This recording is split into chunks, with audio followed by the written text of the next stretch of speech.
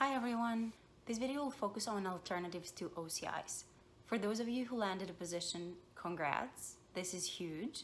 You deserve to take a moment and celebrate. For those of you who did not, this video is for you. I understand how disappointing it can be when you took all the right steps to land a summer position, be it tailoring your application to the position, to the firm, asking for feedback, meeting with the lawyers or with the articling students of the firms that you want to work with, going through the interviews, and even reaching the final round of interviews. It can be very disappointing when you don't hear your phone ring at 5 p.m. on the designated day. And sometimes you don't even know what did not work. You may have the feeling that you did everything right, and this is the end of the road. But speaking from experience, this is definitely not the end of the road. This is just an obstacle, and this video will discuss what can you do from now on to capitalize on the progress that you made during the OCI process. Some of you may have decided to skip the OCI process altogether, and I totally understand those reservations. You may not think that it's worth it to wait for a year in order to start working as a summer student and then to wait for another year to article. So let's discuss what you can do from now on. If you did participate in OCIs and you received an invite for interviews, well, having tested the waters, now you know that your application is good enough. So what you can do now is allow for a couple of weeks for firms to finalize their offers and reach out to the firms you interviewed with and ask for feedback. I know that this can sound scary, but it's a great opportunity for you to understand how you were perceived by those firms and what did not work out, so that you can use this information next time you interview. You can reach out to the student directors who most probably have received individual feedback from the lawyers that you interviewed with, and they can give you a summary of why those lawyers thought that you were not a good fit. Sometimes the answer is just that the competition is high, and while this can be the standard answer,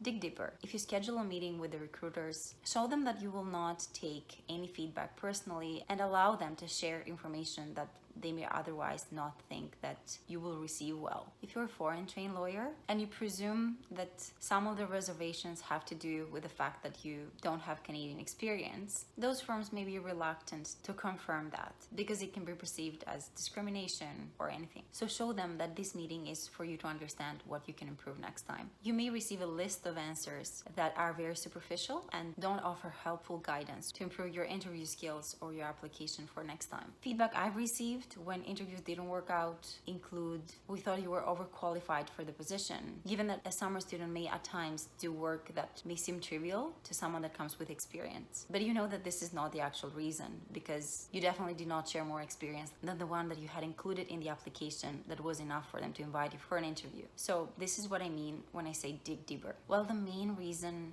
firms rely their decision to hire students on may be fit. For example, you are not a good fit for our firm. Fit can imply unconscious bias. If no other lawyer at the firm you interviewed with has the same background as you, they may not appreciate your skills. So fit can mean that we don't have anyone that looks like you or sounds like you or has the same experience as you. So firms will not tell you that fit was the reason why you weren't hired, but that does not mean that they cannot give you some tips that you can use to improve your application or your interview skills next time. Something I received and was helpful was the fact that when I applied the first year for OCIs and it didn't work out, I focused on gaining more experience, and I did that through internships that were not necessarily similar to what a summer student would do. So I was focusing on legal technology, and this is something that came up a lot during my interviews. So some feedback I received at the end of the interviews was that the interviewers were confused as to what I want to do in the future. Was it legal tech or was it pure law? And to me, that was not evident at the time, because I thought I had made it clear that practicing law while at the same time understanding the business of law, which includes legal technology, was the same thing. So the feedback I received helped me describe my intentions better when I participated in interviews after the OCIs. If you are doing internships in between that have nothing to do with law, maybe you want to explain that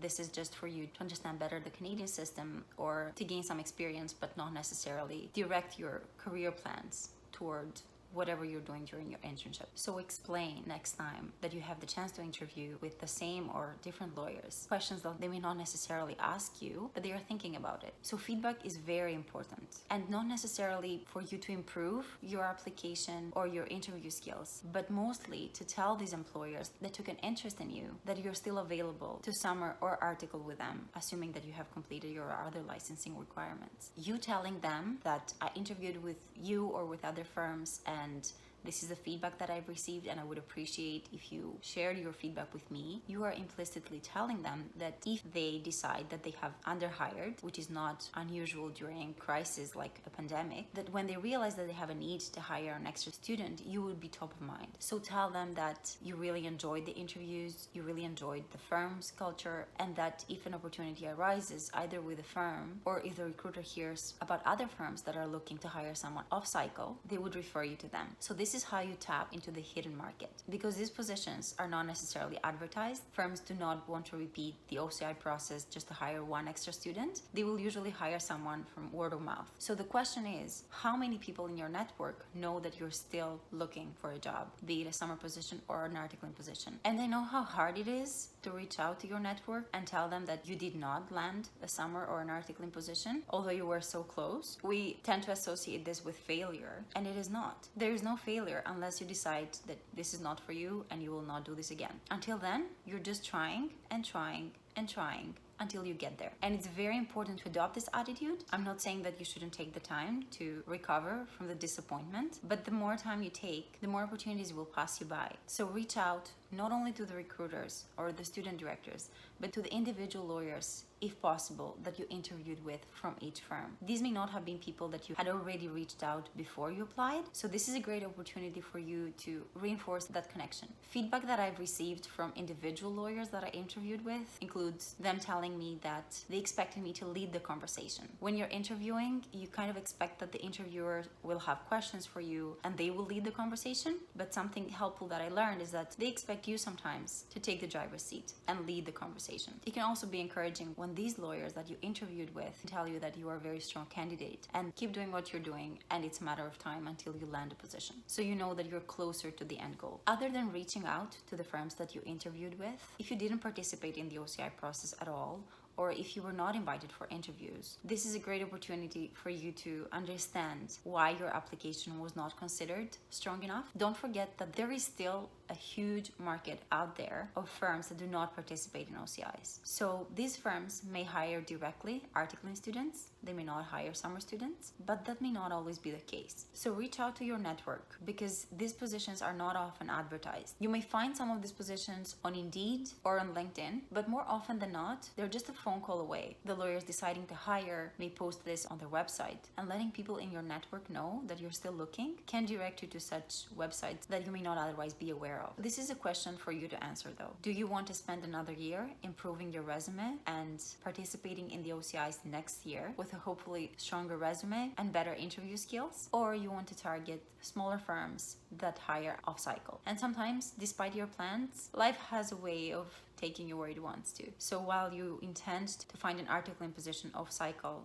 that does not happen. So here you are again in the next round of OCIs. If you find yourself in that situation, you may think that I've already wasted a year. Hopefully you've learned and you've grown your network, you've improved your resume. But the question is, do you want to waste another year waiting to summer and another year after that to article? And this is something you have to decide for yourself. How long-term are you thinking of this opportunity? If you're thinking long-term, then it may make sense for you to waste, which is not really wasting, another year to get the job of your dreams, or to start with a very strong firm. And starting with a firm that is recognizable can open doors in your career that you cannot appreciate right now. So instead of focusing on I need a job and I need it now and I don't care because I need to pay my bills and the only way I can find a job is if I complete my articling, here's where I invite you to think differently. Instead of focusing on finding a summer or an articling position right after your OCIs, you're limiting yourself to all the other opportunities that you can do in the meantime to gain experience and maximize your chances to landing a great position next year. What are these positions? Think of it as reverse engineering the process. Ask yourself, who are the clients of these firms that you want to work with, and go find a position with them. I know that this may be easier said than done, but it's not that difficult to land a position with, let's say, a bank or another financial institution or even a startup if you know that this is a client of the firm that you want to work with. I know so many candidates who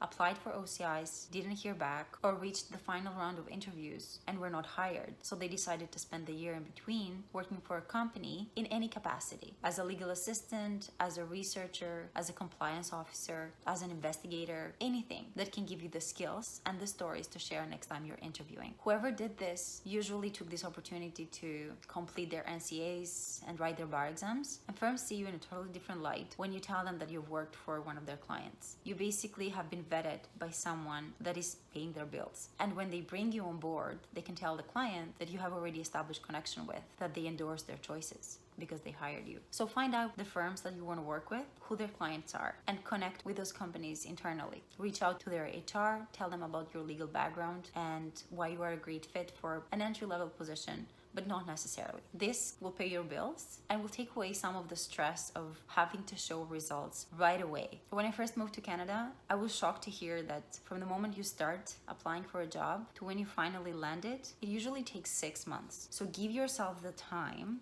without the pressure of how you can meet your financial obligations in the meantime. And think about this long term, because you summaring or articling with a law firm that does something irrelevant from what you want to practice in does not give you the skills that you can leverage later on to transition to that other area of law. You will still be treated as someone with no experience. So if you're looking for an articling position and you want to do corporate law and you find an articling position with a boutique firm that does litigation, how is that going to help you when you're called to the bar to use those skills to find a position in corporate law? Yes, you're called to the bar, but the firm who may potentially hire you will have to train you from scratch. Another alternative is the LPP, the Law Practice Program by Ryerson. And speaking from experience, the program is amazing and it teaches you all the skills you need to have to succeed as a lawyer. The negative is that you have to incur the articling fee to participate in it, which usually is covered by the law firm that hires you. And there's a possibility that you may land the 4-month placement that may not be paid. These are the elements that you have to weigh and decide if it's worth investing more time to landing your ideal position. Maybe something you can try is opt for the LPP, which includes 4 months of training in a setting that would be similar to a law firm,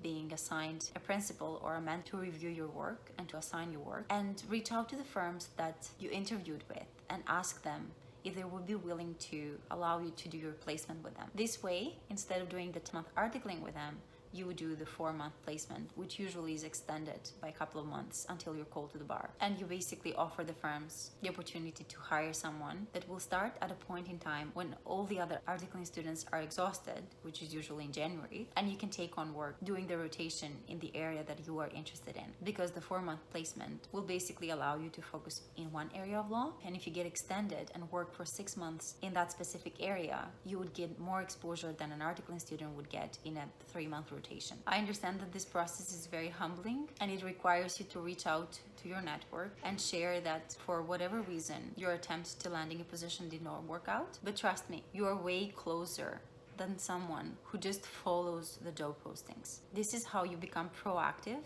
and forge your own path instead of just being reactive and applying to positions that you find online. A final piece of advice is that all the people that you meet during this process become part of your network, and your network can be extremely powerful, not only to help you find a summer or an articling position, but for your entire future career. You will transition from law firms, maybe from a law firm to in-house or to the government, and your network is going to be pivotal to you doing so. So don't think of it as a waste of time to growing this network, because this is key in you hearing about opportunities that are otherwise not advertised. Finally, for those of you who did land a position during OCIs, don't forget to reach out to the people that helped you improve your resume or shared advice with you, and let them know how appreciative you are of their feedback and share the good news with them. This is very rewarding for someone who has somehow helped you get there. That's all for now. Don't forget to comment if you have any questions.